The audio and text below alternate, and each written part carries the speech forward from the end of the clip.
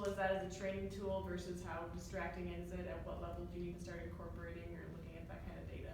Okay, so I love power meters, right? And I hear all those people that are like, man, the second I took my power meter off my bike, I was free, right? And I'm the guy that, like, if my battery dies in my power meter, I freak out. But the best analogy I can give this to you, and I hear it, or I give it all the time, is the gym.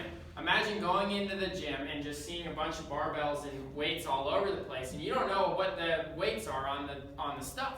So you go in there and you say, like, oh, I'll lift that weight for a little bit, right? Oh, it's pretty hard. I'll put this down. Then I'll go over here to this weight. It's mystery 1, 2. Like, I don't even know what exercise I'm going to do.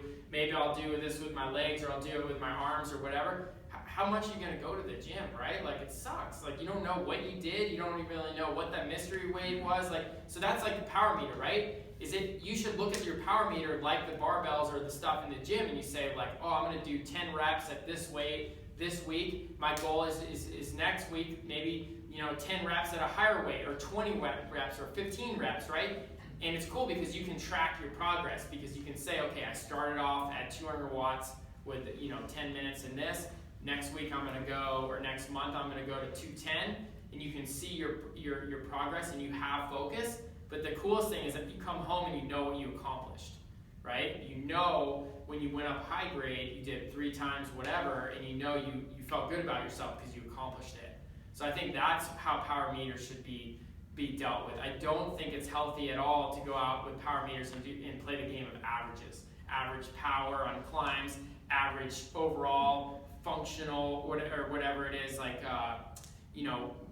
FTP, but obviously, what is it when they throw out the zeros? Absolute, right? Average weighted, normalized. And there's average weighted power, and then there's normalized power. There's so many of these metrics, right? Like, that kind of stuff is dangerous, right? Because then it encourages you to go harder and do more. And I mean, I had a time where I would do, Mount Lemmon 4 times, and I would try to hold it at like 280 watts. And I went up and down Mount Lemmon at 280 watts, down 2, right? And I did like 7 hours at 280 watts. And then I sent this to my team, and I said, guys, I did 7 hours at 280 watts. Normalized power, 282. And, it was like 7,000 kilojoules or whatever it was, and I was like, I'm ready for Paris-Nice, and then I got to Paris-Nice, and we go up the first climb, and they all do 450 up the first climb.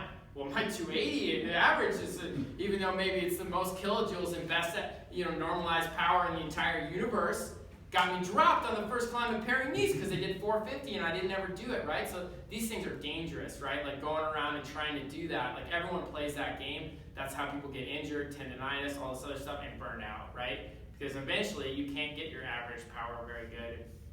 If you're always trying to look at something and use it to define yourself, you're going to be disappointed at some point too. So use your power meter like the barbells or like the gym, and use it to get better and then to feel good about yourself after each workout.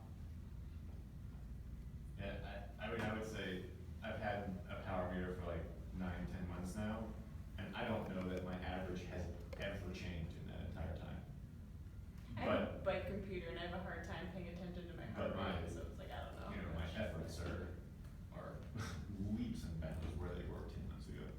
It's just fun, right? Like you know your output, you know what you're doing, you can control, what you're doing. And then also you can kind of analyze stuff, right? Like afterwards, if you got dropped on a climb or something like that, you can look and say, oh, those people were better than me.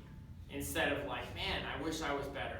Like it's okay for people to be better. So you just say, okay, like I normally can do 200 watts up these climbs, and I did 200, but they went faster. Okay, I feel good about myself. Like I did what I'm capable of, and those other girls were just better than me, and that's okay. I kind of have a question. Oh, well, I don't answer really kind like- of question.